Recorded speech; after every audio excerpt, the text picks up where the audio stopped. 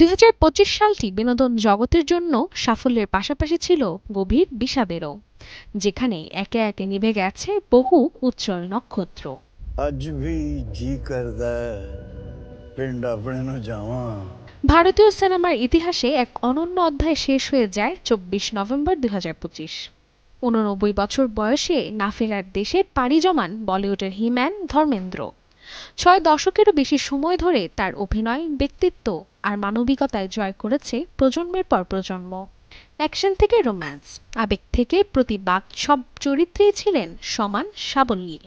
यानी प्यार से दिया हुआ तोहफा कितनी नजाकत से कबूल कर रही है मेरी रानी। এদিকে ২৫ অক্টোবর হাসির আড়ালে লুকিয়ে থাকা সংবেদনশীল অভিনয়ের এক অধ্যায় থেমে যায় সতীশ শাহের বিদায়।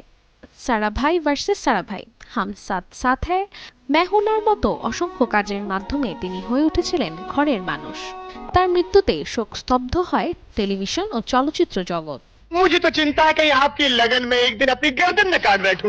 এর ঠিক আগে ২০ অক্টোবর ৮৪ বছর বয়সে প্রয়াত হন বর্ষিয়ান অভিনেতা আসরানী।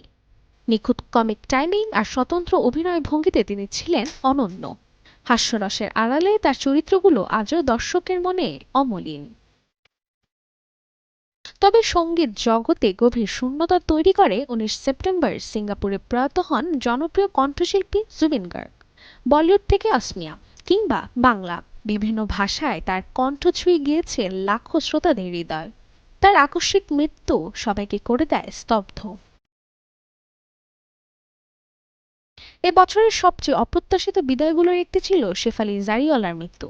কাটা লাগা গানের মাধ্যমে রাতারাতি জনপ্রিয় হয়ে ওঠা এই অভিনেত্রী ২৭ জুন প্রয়াত হন। তার মৃত্যুতে ভেঙে দেয় অনুরাগীদের হৃদয়। Desk report, channel 24।